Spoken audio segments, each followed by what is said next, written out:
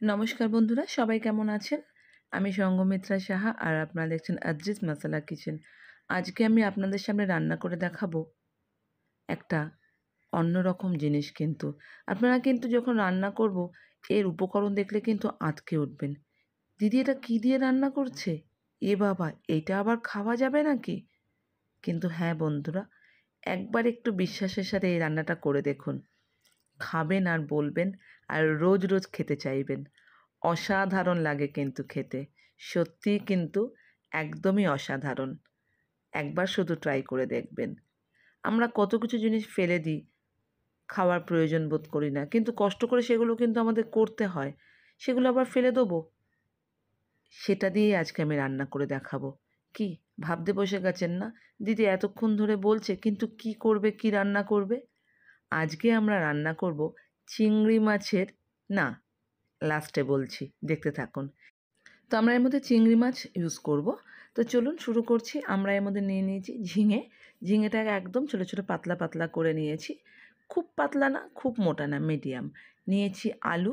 আলুগুলোকে আমরা যেরকম ভাজি ঠিক ওরকমভাবে মোটা মোটা করে আমরা একটু আলু কেটে নিয়েছি। আর নিয়েছি পেঁয়াজ, দুটো মিডিয়াম সাইজের পেঁয়াজ নিয়েছি। আলু নিয়েছিলাম ওখানে দুটো বড় মাপের। আর নিয়েছি এই যে সেই উপকরণ, চিংড়ি মাছের খোসা আর মাথা। কি সবাই ঘৃণা পাচ্ছেন তো? বাড়িতে ছাড়ানো যে চিংড়ি মাছের খোসা আর মাথাটাকে কিন্তু অবশ্যই পরিষ্কার করে নেবেন। মাথার মধ্যে কিন্তু নোংরা থাকে, তাই দিয়ে আজকে রান্না করব। তো আমরা এখানে সর্ষের তেল দিয়েছি কড়াইতে। তেলটাকে খুব ভালো করে গরম করে নেব। নিয়ে এইবারে দিলাম আমরা কালো জিরে ফোড়ন। তেলের পরিমাণটা কিন্তু একটু বেশি লাগবে। তো আমরা কালো জিরেটাকে দেওয়ার পরে একটু যখন কালো জিরেটা পোড়ার গন্ধ বেরোবে, পুড়ে যাবে না কিন্তু একটা স্মেল বেরোবে, তখন আমরা এর মধ্যে দিয়ে দিলাম কাঁচা লঙ্কা। আমি প্রায় 7-8টা কাঁচা লঙ্কা কুচিয়ে দিয়েছি। এটার মধ্যে আপনারা ঝালটা আপনাদের পরিমাণ মতন দেবেন, তবে এই রেসিপিটা কিন্তু ঝালটা একটু বেশি দিতে হয়। দিয়ে দিলাম 4 পিসের মতন রসুন কোয়া, হালকা থেতো করে দিয়েছি। এইবারে যেই একটা রসুনটা ভাজার একটা গন্ধ বেরোবে, এরপরে আমরা এর মধ্যে দিয়ে দেবো চিংড়ি মাছের খোসা আর মাথা। আমরা কিন্তু এগুলো চিংড়ি মাছ ছাড়িয়ে ফেলে দিই। যদি 500 চিংড়ি মাছ আনা হয়, 250-300 কিন্তু খোসাতেই বেরিয়ে যায়। কি বেরিয়ে যায় তো, ফেলে দিতে হয়। এই খোসাটা যদি ভালোভাবে আপনারা 5-6 বার ভালো করে ধুয়ে নেন জলে, একদম পরিষ্কার করে, আর যেই চিংড়ি মাছগুলো বাজার থেকে আসে পরিষ্কার ফ্রেশ যে চিংড়ি মাছগুলো, তার খোসা আর মাথাটাই ইউজ করেছি কিন্তু আমি। এইবারে আমরা দিয়ে দিলাম সামান্য একটুখানি নুন। দিয়ে এটাকে এবার ভালো করে আমরা ভাজা ভাজা করব। দিয়ে দেবো হলুদ পরিমাণ মতো।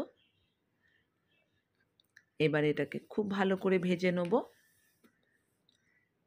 যখন চিংড়ি মাছ আর চিংড়ি মাছ নয়, চিংড়ি মাছের মাথা আর খোসাটা একটু ভাজা ভাজা হয়ে যাবে আর একটু মজেও আসবে, তারপরে আমরা এর মধ্যে দিয়ে দেবো একে একে সবজিগুলো।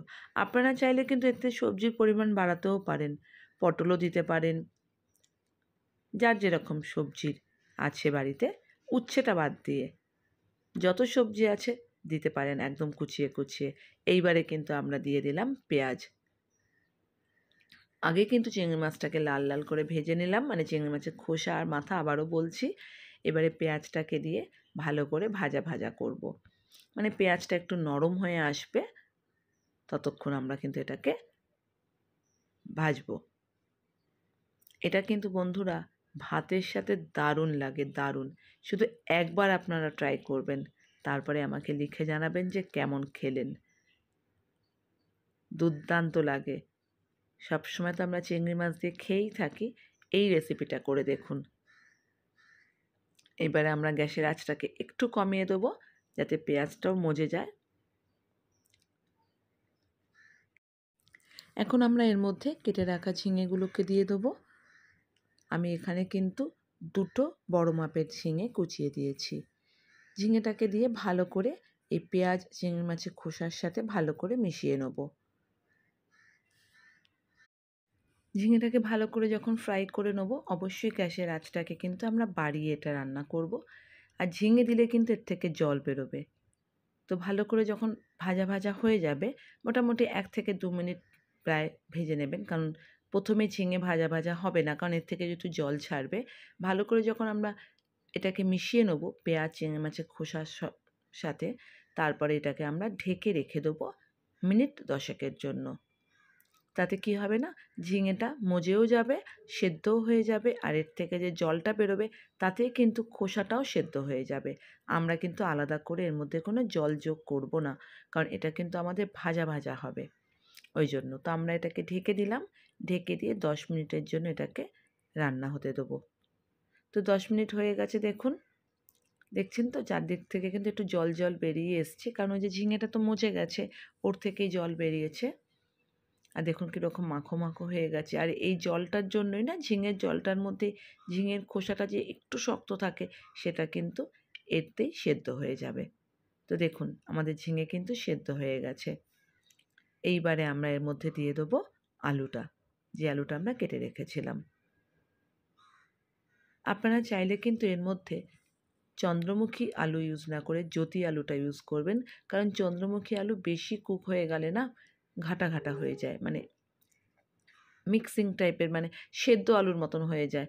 আর জ্যোতি আলুটা কি হয় না, বেশ গোটা গোটা থাকে, ওইটা কিন্তু ভাজাতে খেতে খুব ভালো লাগে। আপনারা চাইলে এটার মধ্যে কিন্তু জ্যোতি আলুটাও ইউজ করতে পারেন। আমি এখানে চন্দ্রমুখী আলুটা ইউজ করেছি।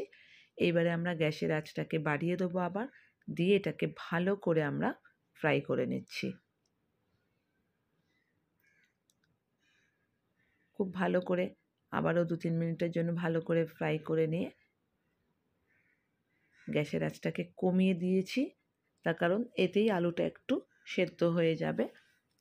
এবারে দিয়ে দিচ্ছি আবারও একটু নুন, স্বাদ মতো নুন দিলাম, দিয়ে আবারও এটাকে ভালো করে মিশিয়ে নিচ্ছি।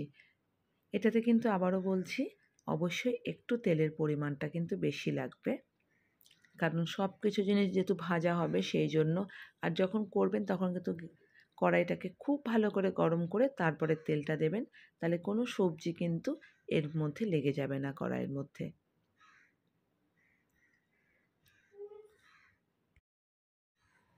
তো আমরা গ্যাসের আঁচটাকে কিন্তু কমিয়ে দিয়ে করব। এইবারে আমরা এর মধ্যে দিয়ে দিচ্ছি সামান্য একটু ঝাল লঙ্কার গুঁড়ো, অল্প। আমরা কিন্তু কাঁচা লঙ্কা এখানে দিয়েছি, ফলে ঝালটা কিন্তু ওতেই হবে। আপনারা চাইলে এটা স্কিপও করতে পারেন, একটু কালারটার জন্য আমি দিয়েছি, আর ঝালের পরিমাণটা একটু বাড়ানোর জন্য। তো আমি এখানে লাল লঙ্কার গুঁড়ো দিয়েছি, আর দেব 1 চামচের মতন জিরের গুঁড়ো। আমাদের কিন্তু আর কোনো মশলা এর মধ্যে যোগ করতে হবে না। এইবারে আমরা এটাকে খুব ভালো করে আবারও মিশিয়ে নিচ্ছি। খুব ভালো করে যখন এটা মশলাটা মেশানো হয়ে যাবে, তখন কিন্তু আমরা এটাকে ঢেকে আবারও রেখে দেবো 5-7 মিনিটের জন্য, যাতে আলুটা একটু সেদ্ধ হয়ে যায়। আর যেহেতু আমরা এখানে দুবার ঢেকে রাখছি, এতেই কিন্তু আমাদের চিংড়ির খোসাটাও সেদ্ধ হয়ে যাবে। যেটা হয়তো অনেকেরই মনে হতে পারে যে চিংড়ির খোসাটা তো শক্ত, মুখে বাঁধবে। কিচ্ছু বাঁধবে না। এইভাবে ঢেকে দিয়ে রান্না করে দেখুন। তো দেখুন আমি এটা কিন্তু 7 মিনিট বাদে খুললাম। আমাদের আলুও সেদ্ধ হয়ে গেছে। খুব বেশি কিন্তু ওভারকুক করবেন না, তাহলে আলুটা কিন্তু ঘেঁটে গেলে এর টেস্টটাই নষ্ট হয়ে যাবে। তো দেখুন একদম মাখো মাখো হয়ে গেছে কিন্তু আমাদের এই চিংড়ি মাছের খোসার চচ্চড়িটা। তো এবারে আমরা পরিবেশন করব। গরম ভাতের সাথে কিন্তু অসাধারণ লাগে। বন্ধুরা অবশ্যই এটা ট্রাই করবেন বাড়িতে। কার কীরকম লাগলো আমাকে জানাতে ভুল করবেন না। আর আজকের রেসিপিটা যদি আপনাদের ভালো লেগে থাকে, আমার চ্যানেলটি কিন্তু সাবস্ক্রাইব করবেন, শেয়ার করবেন, আর পাশে থাকা বেল আইকনটা প্রেস করে দেবেন, যাতে নিত্য নতুন রেসিপিগুলো আপনাদের কাছে চটজলদি পৌঁছে যেতে পারে। তো বন্ধুরা সবাই ভালো থাকবেন, সুস্থ থাকবেন। আবারও দেখা হবে নতুন কোনো রেসিপির সাথে। আর অবশ্যই কিন্তু এটা ট্রাই করবেন। নমস্কার।